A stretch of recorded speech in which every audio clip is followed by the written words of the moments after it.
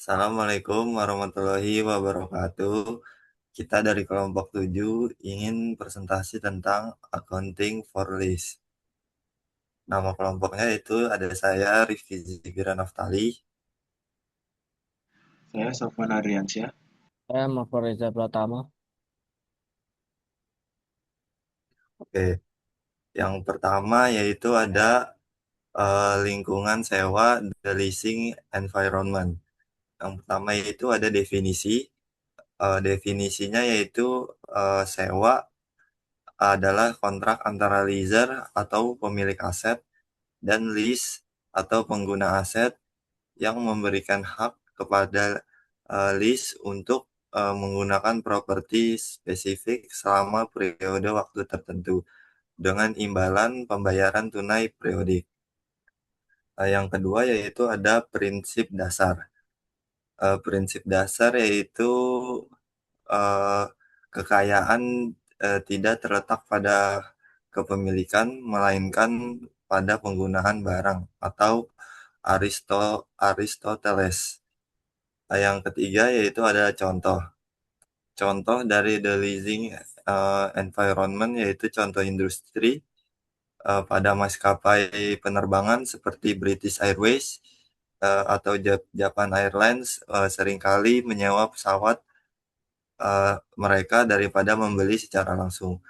Hal ini bertujuan untuk menjaga fleksibilitas keuangan. Selanjutnya yaitu ada siapa saja para pesewa atau the leasers.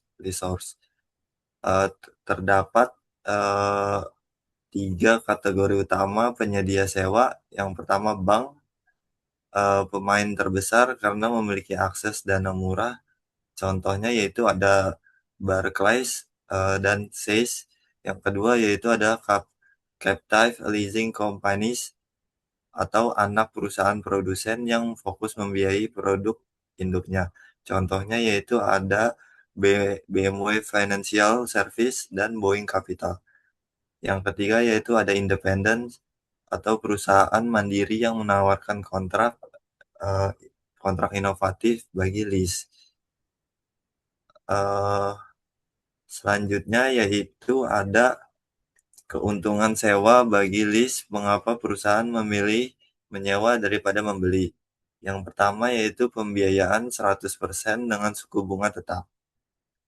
Dalam industri leasing, pihak yang menyedia aset atau pembiayaan disebut leasers. Secara umum, leasers dibagi menjadi kategori utama yang masing-masing memiliki peran strategis. Pertama yaitu pada perbankan.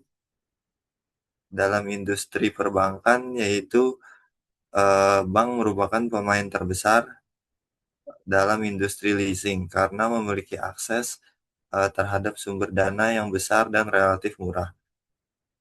Selain itu, bank biasanya menawarkan kontrak leasing dengan struktur yang lebih formal, tingkat bunga kompetitif, serta analisis risiko yang ketat. Kelebihannya yaitu sumber dana yang lebih kuat, terus resiko lebih terkontrol. Yang ketiga yaitu cocok untuk pembiayaan besar. Yang kedua yaitu ada perlindungan terhadap keuangan. Perlindungan terhadap keuangan yaitu uh, perlindungan terhadap keuangan yaitu perusahaan memberikan perlindungan terhadap bagi penyewa-penyewa yang akan membiayai yang akan memilih pembiayaan daripada menyewa karena perusahaan mengedepankan kredit agar uang tetap berputar. Selanjutnya yaitu ada fleksibilitas dan pembiayaan yang lebih murah. Fleksibilitas dan pembiayaan yang lebih murah bagi lease Leasing memberikan banyak keuntungan strategis dibanding memberi aset secara langsung. Yang pertama yaitu pembiayaan tanpa modal besar. Pembiayaan tanpa modal besar, perusahaan dapat menggunakan aset tanpa harus mengeluarkan dana besar di awal. Hal ini sangat penting untuk menjaga likuiditas.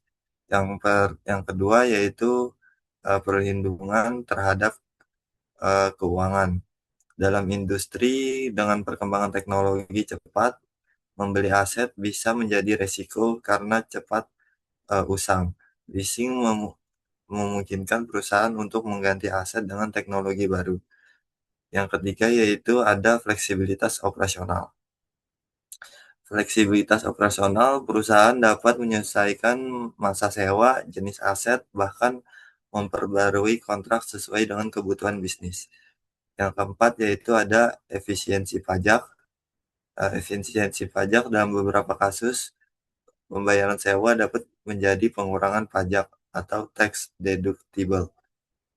Yang kelima yaitu ada manajemen risiko.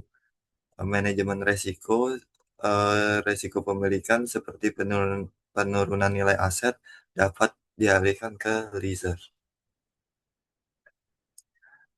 Selanjutnya yaitu ada keuntungan sewa bagi leasers. Pertama yaitu ada margin bunga yang menguntungkan. Margin bunga yang menguntungkan memberikan pengembalian investasi yang lebih stabil.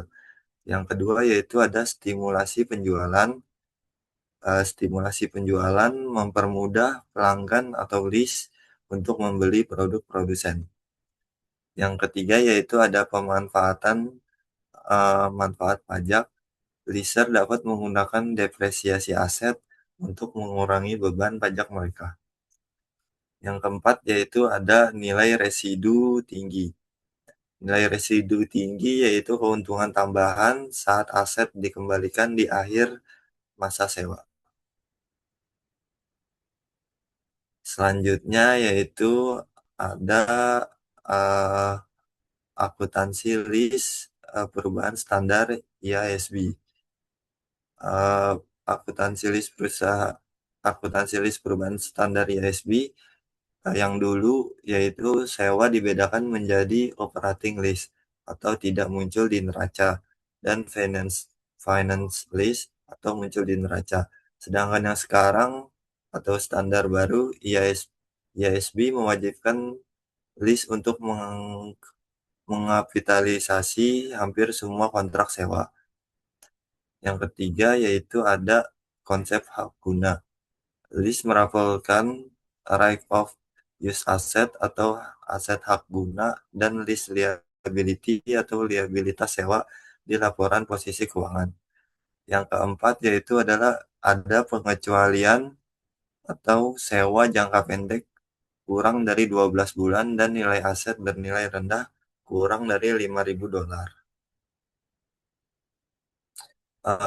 Selanjutnya yaitu ada komponen pengukuran liabilitas sewa untuk menghitung nilai aset dan liabilitas. Yang pertama itu ada masa sewa atau lease term. Masa sewa atau lease term periode tetap yang tidak dapat dibatalkan termasuk opsi pembaruan jika cukup pasti akan dieksekusi. Yang kedua yaitu ada pembayaran sewa atau lease payment.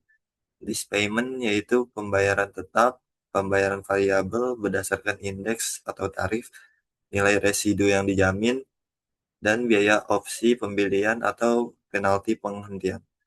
Yang ketiga yaitu ada tingkat diskonto. Tingkat diskonto menggunakan uh, implied interest rate atau jika diketahui atau incremental borrowing rate.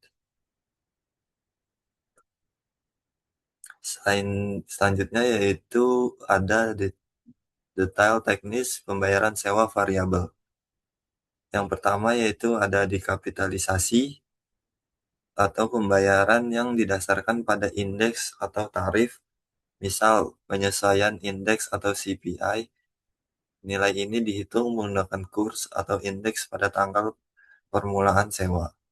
Yang kedua yaitu dicatat sebagai beban uh, atau pembayaran variabel yang didasarkan pada performa atau penggunaan. Misal persentase dari penjualan toko atau jam terbang pesawat. Yang ketiga yaitu ada logika akuntansi. Logika akuntansi yaitu hanya pembayaran yang pasti terjadi dalam substansinya yang diakui sebagai liabilitas. Selanjutnya yaitu ada opsi penghentian atau termination option. Termination option adalah hak yang dimiliki oleh lease untuk mengakhiri kontrak sewa sebelum masa sewa berakhir. Biasanya dengan membayar penalti tertentu. Dalam praktiknya, opsi ini sering dimasukkan dalam kontrak untuk memberikan fleksibilitas kepada penyewa jika kondisi bisnis berubah. Jika kontrak memperbolehkan lease menghentikan sewa lebih awal dengan penalti, penalti tersebut harus dimasukkan dalam pengukuran liabilitas sewa jika lease diperkirakan akan mengambil opsi tersebut. Namun dalam akuntansi, keberadaan opsi ini tidak langsung dimasukkan begitu saja. Perusahaan harus melakukan penilaian atau judgment atau kemungkinan besar opsi tersebut akan digunakan atau tidak. Jika kemungkinan besar digunakan, maka masa sewa dihitung hanya sampai titik penghentian. Yang kedua yaitu penalti penghentian dimasukkan dalam list liability. Jika tidak mungkin digunakan, maka masa sewa dihitung penuh sesuai kontrak awal, dan yang kedua penalti diabaikan. Contoh kasus dalam opsi penghentian yaitu sewa 6 tahun bisa berhenti setelah 2 tahun dengan denda. Jika niatnya berhenti di tahun kedua, maka liabilitas dihitung hanya untuk 2 tahun ditambah biaya denda. Selanjutnya yaitu ada nilai residu atau residu value risk. Nilai residu adalah nilai aset pada akhir masa sewa. Leaser biasanya mengandalkan nilai ini sebagai bagian dari keuntungan mereka. Namun terdapat risiko besar bahwa nilai aktual di aset masa depan tidak sesuai dengan estimasi awal. Risiko ini disebut residu value risk. Yang pertama yaitu ada keuntungan leaser. Leaser mengandalkan nilai sisa aset di akhir sewa untuk mendapatkan profit tambahan. Yang kedua yaitu ada risiko penurunan nilai. Contoh kasusnya yaitu ada CV Vault atau GM dan Chrysler. Jika harga pasar mobil bekas jatuh karena subsidi berakhir atau teknologi baru, leaser mengalami kerugian besar karena nilai aset yang dikembalikan jauh di bawah prediksi awal. Dampaknya yaitu hal ini dapat menyebabkan perusahaan otomotif keluar dari bisnis pembiayaan sewa karena volatilitas nilai residu. Selanjutnya yaitu ada perbandingan pandangan kapitalisasi sewa sebelum standar baru ditetapkan. Yang pertama yaitu ada kapitalisasi, menganggap sewa hanya kontrak eksekusi atau seperti kontrak kerja. Yang kedua yaitu ada substansi ekonomi, sewa mirip dengan pembelian cicilan maka harus dicatat sebagai aset atau utang. Yang ketiga yaitu hanya sewa jangka panjang, menganggap hanya komitmen jangka panjang yang relevan bagi investor. Keputusan akhir, IASB mewajibkan kapitalisasi hampir seluruh sewa agar investor bisa melihat utang yang sebenarnya atau the phantom pledge. Selanjutnya yaitu ada analisa efek ke rasio keuangan perubahan dari operating lease ke financial lease atau kapitalisasi yang akan berdampak. Yang pertama yaitu ada debt equity ratio atau DER. DER yaitu akan meningkatkan tajam karena utang baru atau liabilitas sewa muncul di neraca. Yang kedua yaitu ada EBITDA. EBITDA akan meningkatkan karena beban sewa operasional diganti oleh beban depresiasi dan beban bunga atau yang berada pada di bawah garis EBITDA. Yang ketiga yaitu ada return on asset atau ROA. ROA akan menurun karena penyebut atau total aset bertambah besar. Selanjutnya yaitu ada contoh real The Phantom Flights. Banyak maskapai atau American, Delta, British Air, mereka memiliki jumlah pesawat yang jauh lebih banyak daripada yang muncul di neraca mereka. Yang kedua yaitu persentase pesawat off balance sheet, sewa operasi yang sangat tinggi menyembunyikan resiko finansial yang sebenarnya. Tujuan IFRS 16 yaitu memaksa pesawat-pesawat hantu atau pesawat-pesawat yang tidak ada ini muncul kembali di laporan keuangan agar transparansi meningkat. Yang ketiga yaitu ada klasifikasi dan keuangan leaser. Terdapat 3 kategori utama penyedia sewa dengan karakteristik. Yang pertama yaitu ada bank atau perbankan. Karakteristiknya yaitu memiliki akses ke dana termurah dan jangkauan pasar paling luas. Yang kedua yaitu keunggulannya yaitu standarisasi kontrak yang tinggi dan efisiensi biaya bunga. Contohnya yaitu Barclays, Cash, dan Deutsche Bank. Yang kedua yaitu ada captive listing companies. Karakteristiknya yaitu anak perusahaan dari produsen atau manufaktur.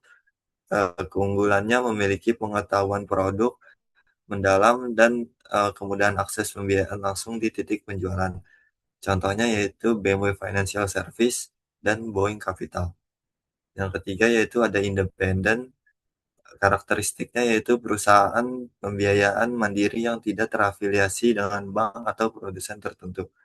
Keunggulannya yaitu sangat inovatif dalam menyusun kontrak sewa yang fleksibel sesuai kebutuhan spesifik list. Contohnya yaitu International Lease Finance Corp atau ILFC.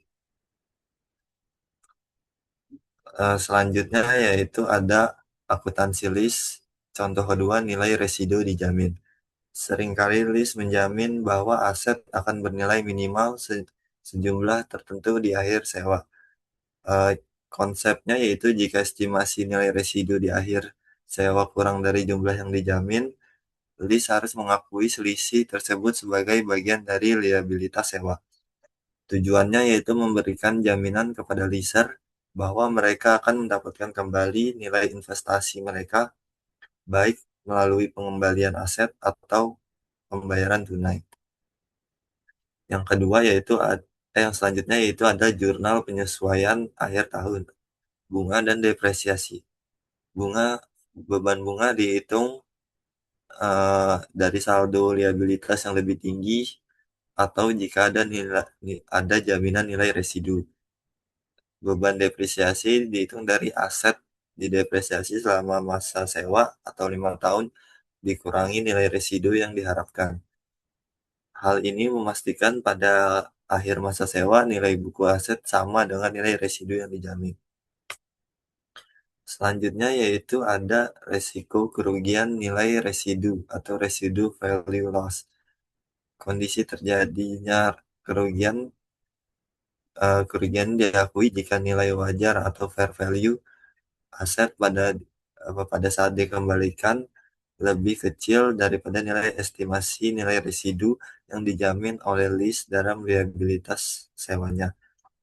Penyebab umumnya yaitu kerusakan aset di luar pemakaian normal, keusangan teknologi yang mendadak, atau penurunan harga pasar barang bekas. Yang kedua yaitu studi kasus Infanhone Mines atau kelanjutan. Asumsi Invaho menjamin nilai residu sebesar 5.000 euro pada masa akhir sewa 1 Januari 2024. Invanho memperkirakan akan membayar kekurangan sebesar 2.000 euro karena mereka menduga nilai aset hanya 3.000 euro.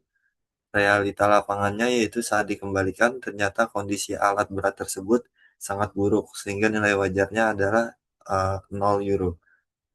Perhitungan selisih kas, kewajiban jaminan sebanyak 5.000 euro, saldo liabilitas di buku setelah amortisasi yaitu sebanyak 2.000 euro, kas yang harus dibayar sebanyak 5.000 euro untuk memenuhi jaminan kepada leaser. Selisih rugi yaitu 5.000 euro dikurang 2.000 euro sama dengan 3.000 euro. Dampak estimasi nilai residu pada liabilitas.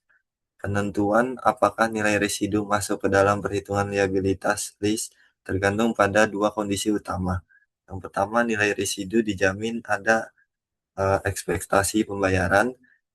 Jika lease memperkirakan nilai wajar di akhir sewa lebih kecil dari nilai yang dijamin, maka selisih tersebut wajib ditambahkan ke dalam liabilitas sewa atau sebesar nilai akhirnya. Nilai residu dijamin dan tidak ada ekspektasi pembayaran jika lease yakin nilai wajar aset di akhir sewa akan tetap lebih tinggi dari nilai yang dijamin. Maka nilai residu tersebut diabaikan atau tidak menambah liabilitas. Nilai residu tidak dijamin atau unguaranted. Dalam kondisi ini nilai lease tidak memiliki kewajiban finansial apapun di akhir masa sewa, sehingga nilai ini sepenuhnya diabaikan dalam perhitungan liabilitas. Bargain purchase option. Seperti yang telah disebutkan sebelumnya, opsi pembeli dengan harga murah memungkinkan penyewa untuk membeli properti yang disewakan dengan harga di masa mendatang yang jauh lebih rendah daripada nilai wajar aset yang diharapkan di masa mendatang. Artinya harga tersebut sangat menguntungkan pada awal masa sewa sehingga pelaksanaan opsi di masa mendatang tampak cukup pasti. Jika opsi pembelian dengan harga murah ada, penyewa harus meningkatkan nilai sekarang dari pembayaran sewa dengan nilai sekarang dari harga opsi. Yang selanjutnya yaitu ada bargain purchase option. Opsi pembelian dengan harga murah memengaruhi akuntansi sewa dengan cara yang sama seperti nilai sisa terjamin dengan jumlah yang kemungkinan besar akan terutang. Dengan kata lain, dengan nilai sisa terjamin, penyewa diharapkan melakukan pembayaran tambahan terkait dengan nilai sisa pada akhir masa sewa. Demikian pula biaya opsi pembelian dengan harga murah diharapkan dibayar oleh penyewa. Oleh karena itu, perhitungan jadwal amortisasi dan jurnal yang disiapkan untuk pembelian dengan harga yang murah identik dengan ditunjukkan untuk jumlah yang kemungkinan besar akan terutang berdasarkan nilai sisa terjamin. Selanjutnya itu ada konsep utama lease. Semua sewa harus dikapitalisasi sebagai aset, right of use aset, dan utang lease liability. Kecuali untuk dua pengecualian khusus. Yang pertama yaitu ada short term lease, masa sewa 12 bulan atau kurang tanpa opsi beli. Yang kedua yaitu ada low value lease, aset yang nilai barunya sekitar 5.000 dolar atau kurang. Misal ada HP, PC, dan furniture kantor. Perlakuannya yaitu langsung dicatat sebagai beban sewa atau stretch line. Selanjutnya, pengukuran awal lease liability. Liabilitas dihitung berdasarkan dari pembayaran sewa menggunakan suku bunga implisit. Jika bunga implisit sulit ditentukan, maka kita menggunakan suku bunga pinjaman inkremental dari penyewa. Next.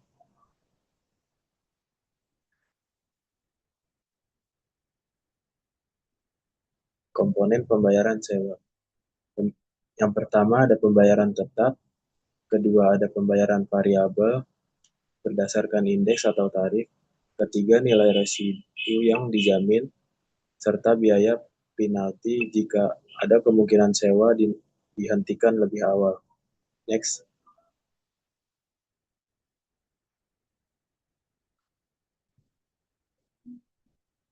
leisure accounting. Jangka waktu di sini ada contoh contoh hitungannya.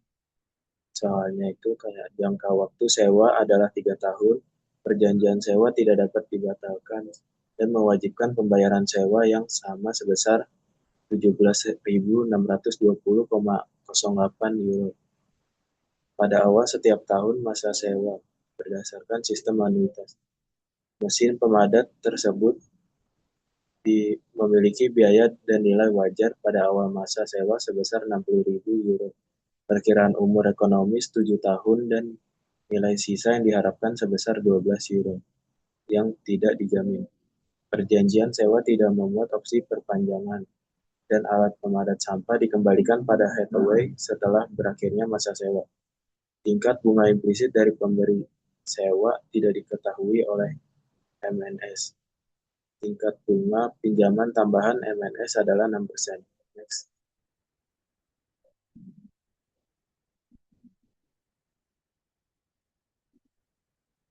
Nilai sekarang dari pembayaran sewa untuk MNS dalam situasi ini adalah 48.924,56 euro yang didapat dari 17.620,8 euro dikali 2,83339. Perlu dicatat bahwa kewajiban sewa sebesar 49.924,56 euro tidak termasuk pembayaran apapun yang terkait dengan nilai sisa yang tidak terjamin. MNS membuat entry berikut untuk mencatat sewa dan pembayaran pertama. Pada tanggal 1 Januari 2019, ada right of use asset di debit sebesar 49.924,56 dan kredit liability sebesar 49.924,56. Lalu liability di debit dan cash di kredit sebesar 17.620,08. Next.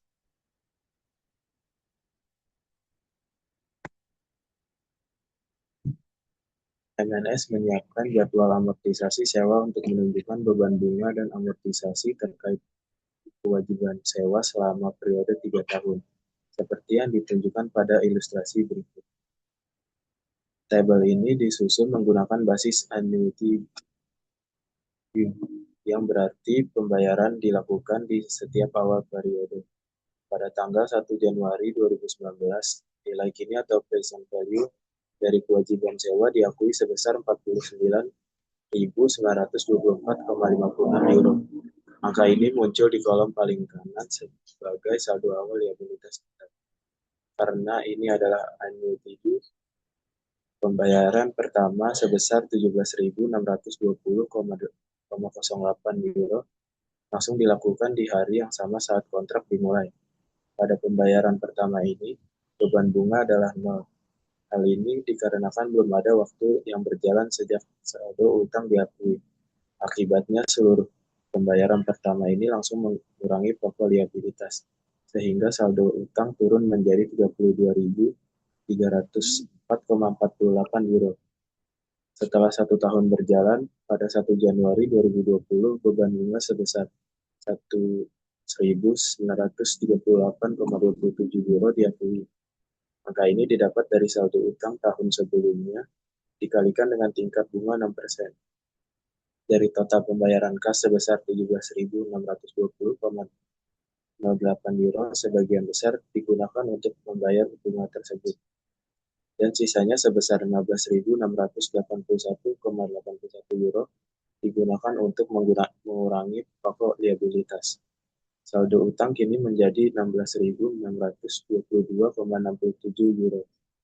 Pada pembayaran tahun terakhir, beban bunga yang diakui adalah sebesar 997,41 euro.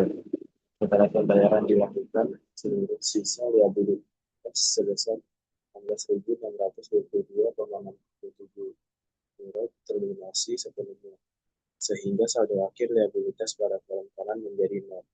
Next. Jurnal yang harus disiapkan oleh MNS selama masa sewa untuk mencatat beban sewa dan amortisasi kewajiban sewa serta penyusutan aset hak guna adalah seperti yang ditunjukkan pada ilustrasi berikut menggunakan jumlah yang disajikan pada ilustrasi sebelumnya. Dimulai pada 31 Desember 2019, perusahaan melakukan dua jurnal penyesuaian akhir tahun. Pertama, pengakuan beban bunga sebesar 1.938,27 euro yang didebit pada interest expense dan dikredit pada lease liability. Kedua pengakuan beban penyusutan aset hak guna sebesar 16.641,52 dengan metode garis lurus, yaitu nilai total aset dibagi 3 tahun masa sewa. Penting untuk dicatat bahwa pada tanggal ini tidak ada aliran kas keluar, namun beban tetap harus sesuai asas akrual. Selanjutnya, pada 1 Januari 2020, perusahaan mencatat pembayaran sewa kedua. Jurnalnya adalah debit pada lease liability dan kredit pada cash sebesar 17.620,08 euro. Secara teknis, debit pada liabilitas ini mencakup pelunasan utang bunga yang telah kita akru di tahun 2019 serta pengurangan pokok utang. Pola yang sama terulang kembali pada 31 Desember 2020, di mana perusahaan mengakui beban bunga yang lebih rendah yaitu 997,41 euro karena saldo utang yang sudah berkurang, sementara nilai penyusutan tetap konsisten di angka 16.641,52 euro. Memasuki tahun terakhir pada 1 Januari 2021, dilakukan pembayaran kas ketiga sebesar 17.620,08 euro yang secara otomatis melunasi utang kewajiban sewa hingga saldonya menjadi nol. Rangkaian siklus akuntansi ini ditutup pada 31 Desember 2021 dengan pencatatan penyusutan terakhir. Dengan demikian, di akhir masa sewa, baik akun kewajiban sewa maupun akun aset hak guna akan tertutup sepenuhnya atau bersaldo nol, mencerminkan bahwa manfaat ekonomis aset tersebut telah habis digunakan sesuai kontrak sewa. Next. Akuntansi dari sisi penyewa. Prinsipnya yaitu Lesser mengklasifikasikan sewa sebagai finance lease atau operating lease. Klasifikasinya, Lesser harus menggolongkan sewa menjadi finance lease jika mentransfer secara substansial seluruh risiko dan manfaat kepemilikan, atau operating lease jika tidak memenuhi kriteria finance lease. Next. Kriteria klasifikasi sewa bagi Lesser. Sewa diklasifikasikan sebagai finance lease jika memenuhi salah satu kriteria. Yang pertama, ada transfer kepemilikan di akhir masa sewa. Kedua, terdapat opsi pembelian murah atau bargain purchase option. Yang ketiga, masa sewa mencakup sebagian besar atau 75% ke atas umur ekonomis aset. Keempat, nilai kini pembayaran sewa mencakup hampir seluruh 90% atau lebih nilai wajar aset. Terakhir, aset bersifat khusus atau tidak punya kegunaan alternatif bagi Lesser. Next. Akuntansi finance lease bagi Lesser. Sewa pembiayaan dianggap sebagai penjualan aset secara kredit oleh pengakuan piutang sewa. Lesser mengakui piutang sebesar nilai investasi neto yang terdiri dari present value dari pembayaran sewa tahunan, present value dari nilai residu yang dijamin maupun yang tidak dijamin. Lalu penghapusan aset. Karena resiko dan manfaat telah berpindah ke leasing, Lesser harus menghapus aset dari laporan posisi keuangannya. Yang terakhir, pendapatan bunga. Lesser mengakui pendapatan bunga secara periodik berdasarkan tingkat bunga implisit yang diterapkan pada saldo bunga. Perbedaan sales type dan direct financing risk. Keduanya adalah finance risk, namun memiliki perbedaan pada sumber keuntungan. Sales type risk biasanya dilakukan oleh produsen atau dealer. Contoh, Boeing menjual pesawat lewat sewa. Lessor mengakui dua jenis laba, laba penjualan dan laba pendapatan bunga. Lalu direct financing risk biasanya dilakukan oleh lembaga keuangan bank. Contoh, Barclays. Nilai wajar aset sama dengan harga perolehannya. Lessor hanya mendapatkan keuntungan dari pendapatan bunga selama masa sewa.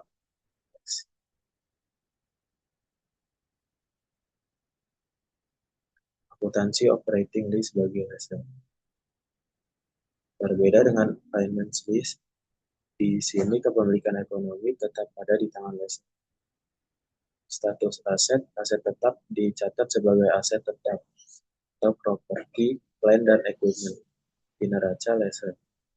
Lalu pendapatan sewa diakui secara garis lurus atau straight line selama masa sewa, meskipun pola pembayaran kasnya mungkin tidak rata. Lalu beban depresiasi. Lessor tetap bertanggung jawab mencatat beban depresiasi atas aset tersebut setiap periode. Dan terakhir beban lain-lain. Beban atau asuransi yang dibayar sebagai beban operasional.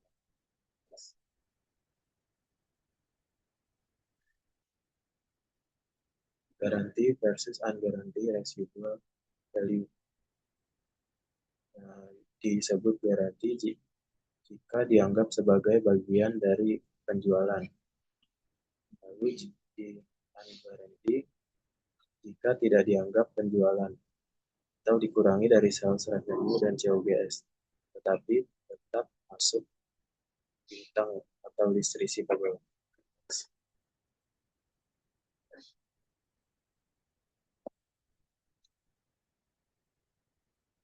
Penting risk. Saya tetap mencatat aset di buku mereka dan melakukan penyusutan sebagaimana aset tetap biasa. Pendapatan sewa diakui secara sistematis atau dari dulu selama masa kontrak. Lalu beban pengangkutan catat sebagai beban operasional. Next. Perbandingan dampak pada laporan keuangan. Dalam finance risk, total beban isi atau bunga plus depresiasi cenderung lebih tinggi di tahun-tahun awal masa sewa dibandingkan tahun-tahun akhir. Hal ini disebut sebagai efek front loading yang berbeda dengan operating risk yang bebannya bersifat konstan. Executory cost. Biaya-biaya seperti pajak properti, asuransi, dan pemeliharaan jika dibayar oleh isi ke pihak ketiga tidak masuk dalam komponen sewa.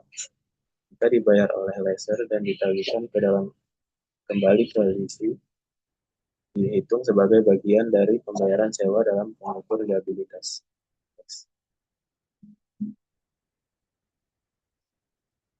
Biaya langsung awal atau initial direct cost. Biaya tambahan yang dikeluarkan untuk mengeksekusi kontrak sewa seperti biaya komisi atau legal. Itu pada finance ada sales type, biaya ini langsung dibebankan di awal saat laba penjualan diakui.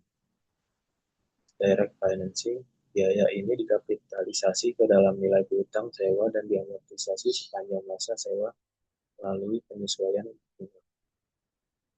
Lalu pada operating risk, biaya ditangguhkan dan diamortisasi secara garis lurus sebagai beban selama masa sewa agar sesuai dengan pengakuan pendapatan sewa. Next. Pengungkapan kualitatif dan kuantitatif bagi risiko. Investor membutuhkan transparansi penuh mengenai kewajiban sewa. Yang pertama, investasi kualitatif. Deskripsi umum kontrak sewa.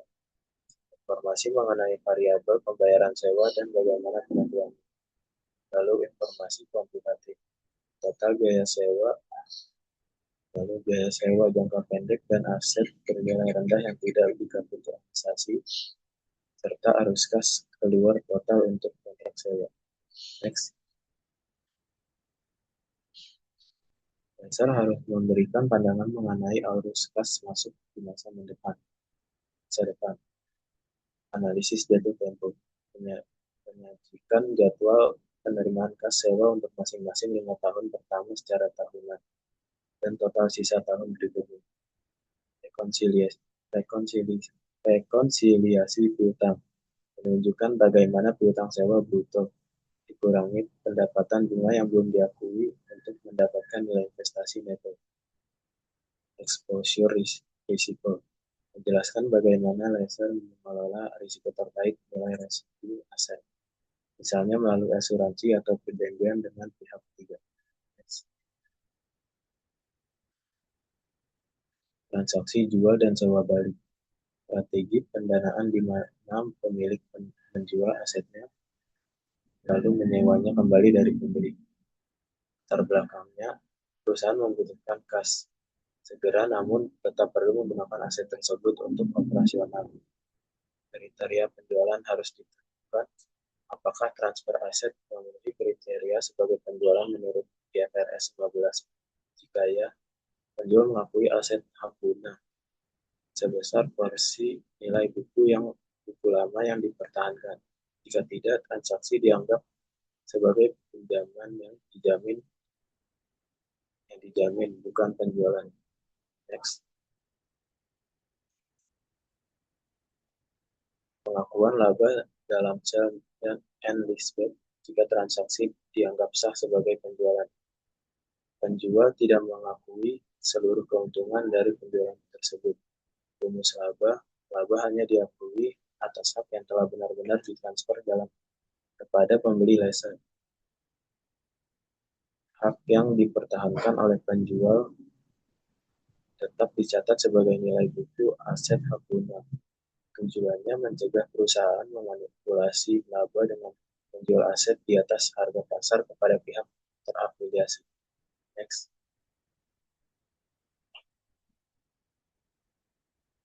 Dampak signifikan pada rasio keuangan. Perubahan dari operating ke finance bagi gizi merombak wajah laporan keuangan. Dan leverage to equity. Rasio utang meningkat drastis karena semua komitmen sewa kini muncul sebagai liabilitas. Liabilitas atau EBIT dan EBITDA terlihat lebih tinggi karena beban sewa operasional dipindah ke beban bunga dan depresiasi.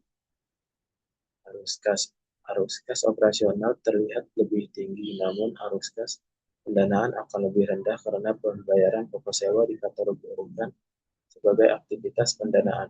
Next.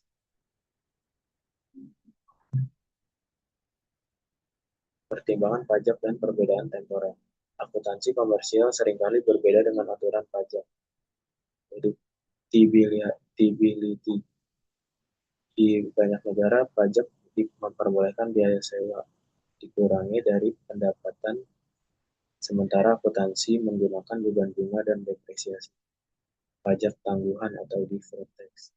Selisih antara nilai buku liabilitas sewa dan aset hak guna di buku akuntansi dibandingkan dengan dasar pengenaan pajaknya akan memicu pengakuan aset atau liabilitas pajak tangguhan.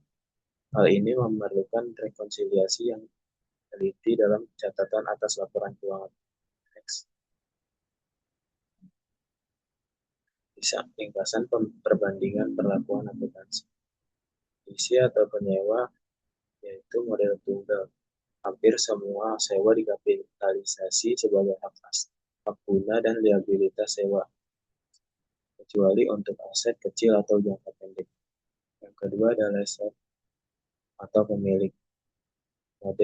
Yaitu model ganda, masih mempertahankan klasifikasi antara finance lease dan operating lease berdasarkan transfer risiko dan manfaat.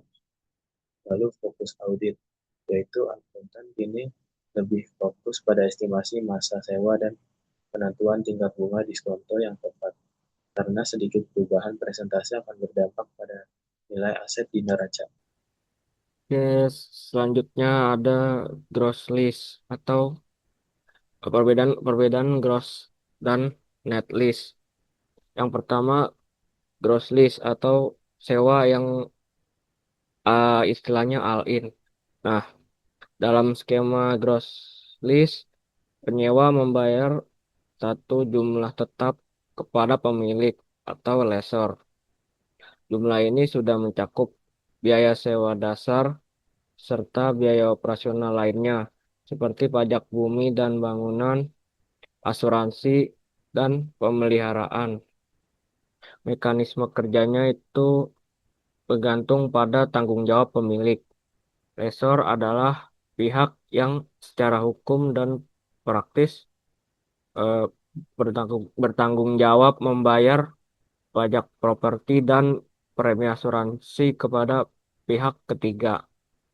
Bagi penyewa, pengeluaran setiap bulan bersifat prediktif karena biaya tambahan sudah dipaketkan ke dalam harga sewa. Implikasi akuntansinya berdasarkan PES AK 73, komponen non sewa seperti biaya asuransi atau pajak yang dibayarkan sebagai bagian dari pembayaran tetap harus diperhitungkan dalam pengukuran awal sewa. Lalu ada list liability karena biaya ini bersifat tetap dan termasuk dalam pembayaran sewa berkala, maka biaya ini ikut didiskon eh, ke nilai sekarang untuk menentukan liabilitas sewa. Dan untuk ROU aset, akibat liabilitas sewa yang lebih besar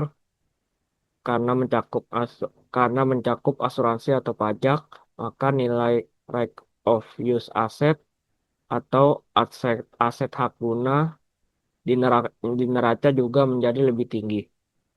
Dan untuk beban, penyewa akan mencatat beban depresiasi aset ROU dan beban bunga atas liabilitas sewa.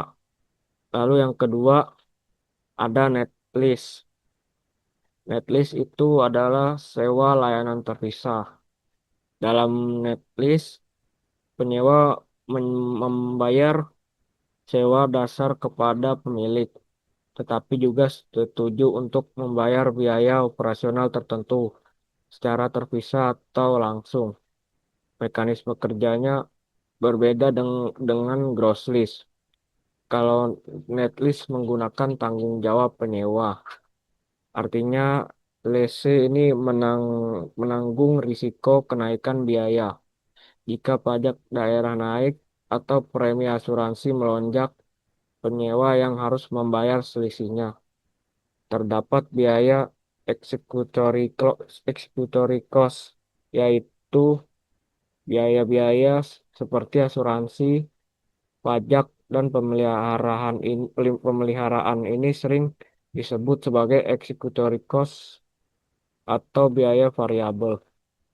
Implikasi akuntansinya itu eh, yang pertama ada eksklusi dari liabilitas, yaitu biaya variabel seperti pajak atau asuransi yang jumlahnya berubah-ubah berdasarkan pemakaian atau tagihan pihak ketiga.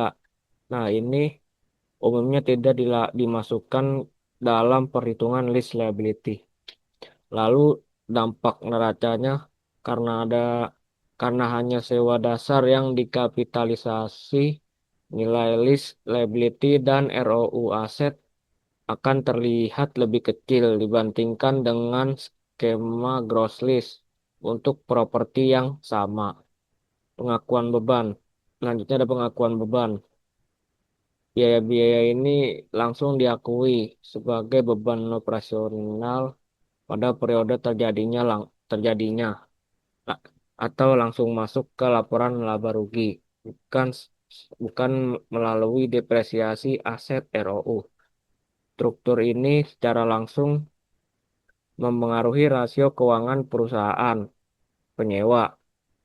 Lalu ada yang struktur yang dipengaruhi yaitu yang pertama ada debt to equity ratio, yaitu menggunakan gross lease akan meningkatkan total liabilitas di neraca yang dapat memperburuk rasio utang perusahaan.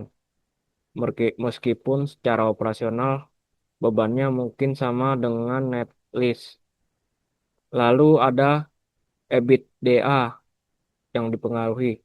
Nah, dalam gross list biasanya biaya asuransi atau pajak berubah menjadi depresiasi dan bunga yang ditambahkan kembali ke EBITDA sehingga terlihat meningkatkan EBITDA.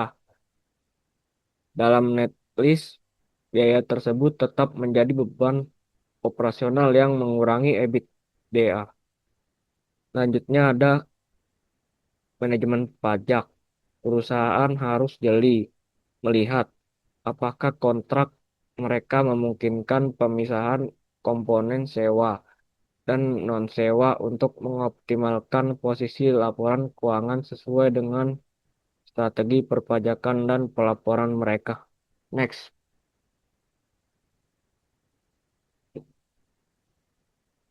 selanjutnya ada list list prepayment dan insentif. List prepayment mencangkup list liability yang merupakan nilai kini atau present value dari pembayaran sewa di masa depan yang belum dibayar.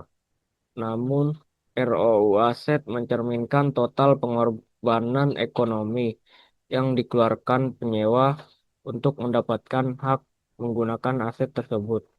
Oleh karena itu, ada beberapa faktor kas yang terjadi pada atau sebelum tanggal permulaan yang harus disesuaikan agar nilai aset mencerminkan biaya perolehan yang sebenarnya. Lalu kedua, ada prepayment, yaitu adalah pembayaran sewa yang dilakukan kepada pemilik aset atau lessor sebelum atau pada tanggal dimulainya masa sewa. Misalnya uang muka sewa atau sewa bulan pertama yang dibayar di depan. Logikanya karena uang ini sudah dibayarkan atau kas keluar, maka uang tersebut tidak masuk ke dalam perhitungan lease liability karena liabilitas hanya untuk kewajiban yang belum dibayar. Dampaknya yaitu eh, pembayaran ini menambah nilai ROU aset. Secara jurnal, kita memindahkan saldo sewa dibayar di muka ke akun ROU aset. Selanjutnya ada insentif sewa.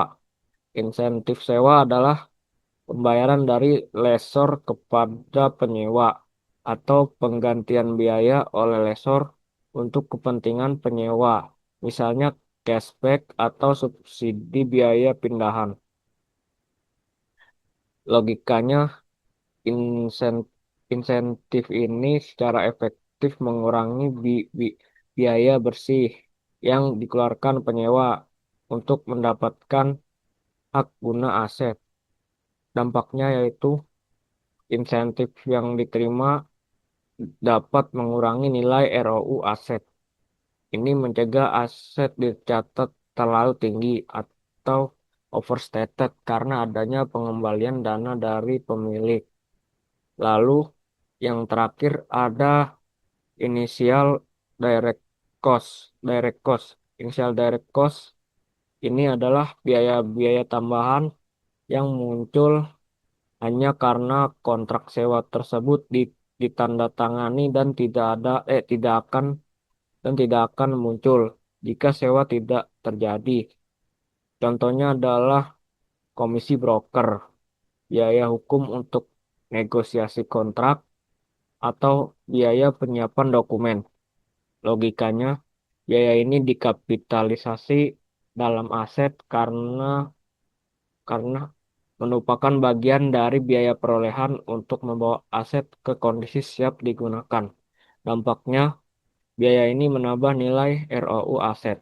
Berdasarkan dari komponen di atas, rumus untuk menemukan nilai aset di neraca yaitu list liability tambah prepayment dikurang list insentif ditambah initial direct cost. Next, next.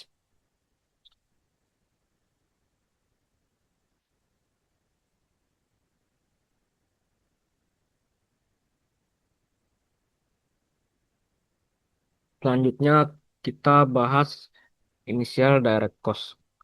Initial direct cost adalah biaya tambahan yang tidak akan terjadi jika kontrak sewa tidak dibuat. Initial direct cost memiliki dua karakteristik, yaitu yang pertama ada karakteristik incremental yang berarti biaya ini merupakan biaya tambahan yang melekat pada transaksi spesifik. Biaya ini tidak bersifat rutin dan tidak akan ada dalam operasional sehari-hari jika tidak ada jika tidak ada aktivitas sewa tersebut. Yang kedua terkait langsung dengan perolehan kontrak, harus ada hubungan sebab akibat yang jelas antara pengeluaran kas dengan perolehan hak guna aset. Fokusnya adalah pada fase eksekusi, bukan sekadar eksplorasi atau administrasi umum.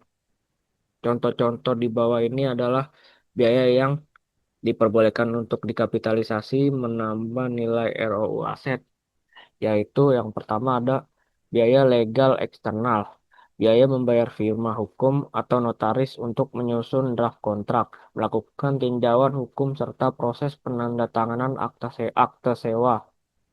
Karena ini adalah jasa profesional luar yang khusus untuk kontrak ini, maka dianggap IDC atau Initial Direct Cost. Yang kedua ada komisi broker, yaitu bayaran kepada agen properti atau broker yang berhasil menjembatani kesepakatan. Tanpa adanya kesepakatan sewa, komisi ini tidak akan dibayarkan. Apa yang tidak termasuk atau exclusion? Yang pertama ada biaya administrasi umum. Biaya kantor yang meliputi biaya kantor, kertas, telepon, atau biaya sekretariat yang digunakan selama masa negosiasi. Yang kedua ada biaya internal yang tidak langsung, yaitu gaji tim legal internal perusahaan atau tim pengadaan. Meskipun mereka menghabiskan 80% waktu mereka untuk mengurus kontrak sewa, gaji mereka dianggap sebagai biaya periode karena mereka tetap digaji terlepas dari jadi atau tidaknya kontrak sewa tersebut. Yang ketiga ada overhead perusahaan yang meliputi biaya sewa kantor pusat, listrik, dan penyusutan peralatan kantor yang digunakan oleh tim yang mengurus sewa. Lalu yang keempat ada biaya prakontrak lainnya. Nah, untuk perlakuan akuntansinya, yang pertama dikapitalisasi ke ROU aset, itu IDC tidak langsung muncul di laporan laba rugi saat dibayarkan. Biaya ini disimpan dalam right of use atau ROU di aset di neraca. ROU aset di neraca. Kedua yaitu dilakukan amortisasi bertahap. Karena masuk ke dalam aset, biaya ini akan diakui sebagai beban secara perlahan melalui depresiasi atau amortisasi sepanjang masa sewa. Lalu, inisial direct cost tidak langsung dibebankan. Dengan tidak membebankan langsung, perusahaan menghindari penurunan laba yang drastis di awal tahun sewa akibat biaya-biaya awal yang besar. Bagi seorang praktisi akuntansi, pembedaan ini sangat penting karena untuk memastikan akurasi laporan keuangan, memasukkan biaya internal yang seharusnya beban ke dalam aset akan membuat aset terlihat terlalu besar atau overstated, serta auditor akan memeriksa bukti pembayaran komisi broker atau tagihan legal eksternal untuk memastikan bahwa hanya biaya yang benar-benar incremental yang dikapitalisasi. Next.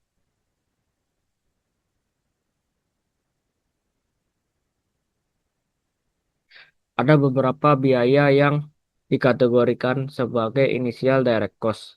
Antara lain yang pertama ada komisi, termasuk pembayaran kepada karyawan yang bertindak sebagai agen penjualan. Ini dianggap langsung terkait dengan keberhasilan mendapatkan kontrak sewa. Mengapa termasuk adisi? Karena komisi ini hanya dibayarkan ketika kontrak sewa resmi ditandatangani. Jika negosiasi gagal, perusahaan tidak perlu membayar komisi tersebut. Ini dianggap sebagai investasi langsung untuk mengamankan pendapatan sewa di masa depan. Yang kedua ada biaya hukum atau legal fees. Biaya yang timbul Legal fees adalah biaya yang timbul akibat pelaksanaan kontrak sewa, seperti biaya pengacara untuk finalisasi perjanjian. Karena biaya ini hanya muncul jika kontrak terjadi, maka termasuk biaya langsung. Biaya hukum yang masuk kategori IDC hanyalah biaya yang spesifik untuk eksekusi kontrak yang berhasil. Biaya hukum umum seperti biaya konsultasi hukum bulanan perusahaan tidak bisa dikategorikan sebagai IDC karena biaya tersebut tetap ada terlepas dari keberhasilan kontrak sewa tertentu. Yang ketiga ada biaya penyusunan dokumen sewa atau biaya yang dikeluarkan setelah kontrak disepakati untuk menyiapkan dokumen resmi. Ini merupakan bagian dari proses finalisasi kontrak. Lalu yang terakhir ada pembayaran untuk jaminan nilai residu atau residual value guarantee. Jika dibayarkan kepada pihak ketiga yang tidak berelasi, biaya ini terkait langsung dengan struktur kontrak sewa. Pembayaran ini langsung dibayarkan kepada pihak ketiga yang tidak berelasi. Hal ini untuk memastikan bahwa transaksi dilakukan secara wajar dan benar-benar mencerminkan biaya perolehan kontrak. Lalu ada biaya hukum sebelum kontrak terjadi. Misalnya biaya konsultasi awal sebelum keputusan final. Tidak termasuk karena belum pasti terjadi kontrak. Lalu ada biaya negosiasi syarat dan ketentuan sewa. Walaupun terkait, biaya ini dianggap bagian dari aktivitas umum, bukan biaya langsung yang pasti terjadi. Lalu ada biaya iklan atau advertising. Bersifat umum untuk pemasaran, bukan spesifik pada satu kontrak. Lalu ada depresiasi, merupakan alokasi biaya aset, bukan biaya untuk memperoleh kontrak. Lalu biaya yang terkait aset menganggur atau idle aset yang tidak berhubungan langsung dengan proses lease. Next.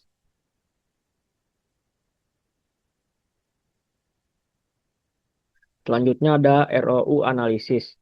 Right of use atau ROU aset adalah hak yang dimiliki oleh lisi atau penyewa untuk menggunakan suatu aset selama periode sewa. Dalam standar akuntansi sewa modern seperti IFRS 16, hampir semua sewa harus diakui di neraca dalam bentuk aset atau ROU aset dan liabilitas atau lease liability. Untuk pengukuran awal dihitung berdasarkan nilai awal liabilitas sewa, ditambah pembayaran sewa yang dilakukan sebelum tanggal mulai, ditambah inisial direct cost, dan estimasi biaya pembongkaran aset. ROU aset akan disusutkan atau didepresiasi setiap bulan atau tahun, sepanjang masa sewa atau umur ekonomis aset. Artinya sewa tidak lagi hanya dianggap sebagai biaya, tetapi juga sebagai sumber daya ekonomi yang dikendalikan perusahaan.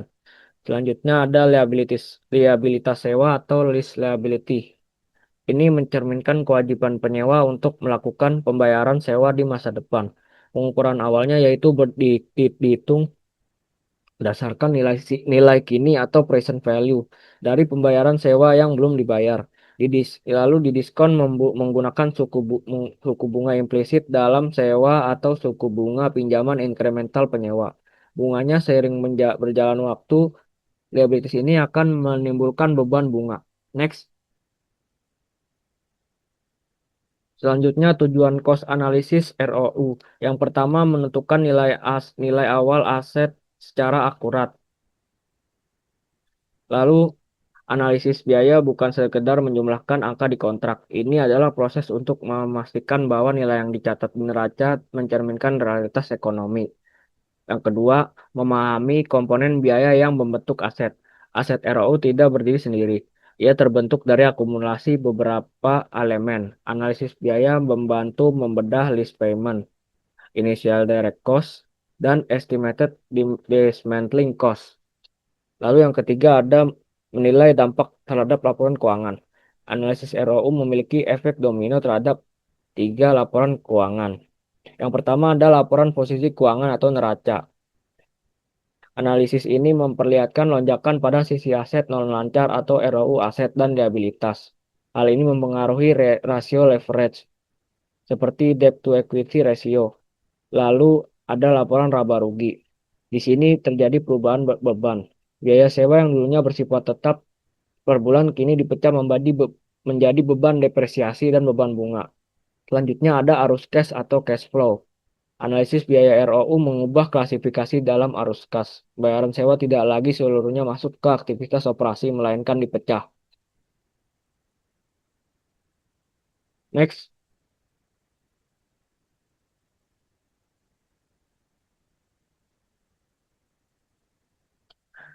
nilai yang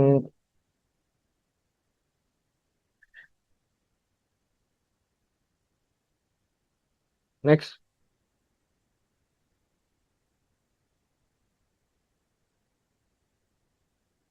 yang- nilai awal ROU aset tidak berdiri sendiri, melainkan terdiri dari beberapa elemen. Yang pertama ada liability, yang termasuk pembayaran sewa tetap, pembayaran variabel tertentu jika berbasis indeks atau rate. Lalu yang tidak termasuk yaitu biaya variabel variabel murni seperti biaya operasional. Lalu ada lease prepayment atau pembayaran di muka. Jika perusahaan membayar sewa sebelum tanggal mulai maka pembayaran tersebut ditambahkan ke ROU aset karena sudah menjadi bagian dari hak penggunaan aset. Next.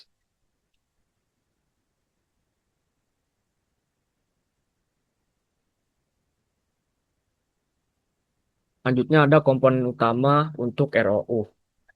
Yang pertama ada list insentif atau insentif sewa. Contohnya yaitu diskon sewa, cashback dari lessor, dan memiliki perlakuan mengurangi nilai ROU aset karena mengurangi total biaya yang ditanggung lese.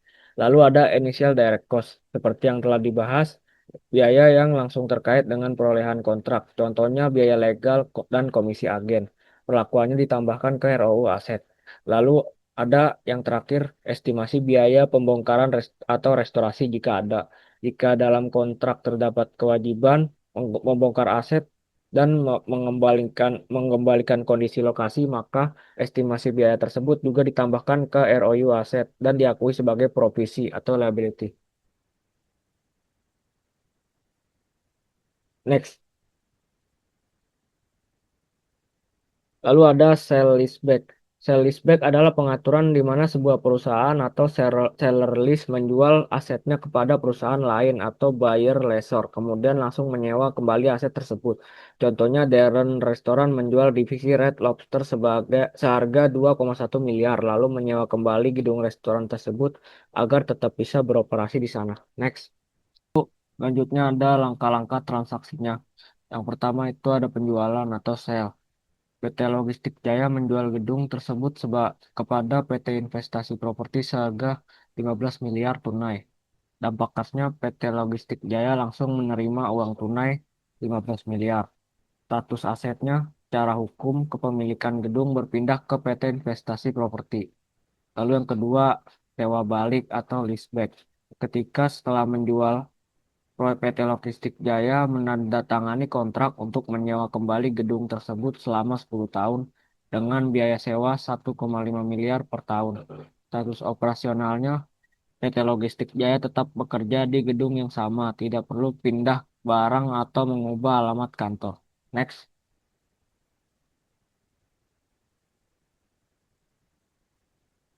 Lalu ada analisis akuntansi. Jika transaksi ini memenuhi kriteria penjualan atau kendali berpindah, maka pencatatannya adalah catatan aset ROU. PT Logistik Jaya tidak lagi mencatat gedung senilai 10 miliar, melainkan mencatat hak guna, aset hak guna atau ROU aset neraca. Nilainya dihitung secara proporsional dari hak penggunaan yang dipertahankan. Yang kedua ada pengakuan keuntungan. Perusahaan tidak boleh mengakui seluruh keuntungan penjualan, yaitu atau 15 miliar dikurang 10 miliar sama dengan 5 miliar secara langsung. Mereka hanya boleh mengakui keuntungan yang terkait dengan hak yang berpindah ke pembeli. Lalu ada liabilitas sewa. PT Logistik Jaya mencatat utang sewa senilai nilai kini atau present value dari pembayaran 1,5 miliar selama 10 tahun. Next.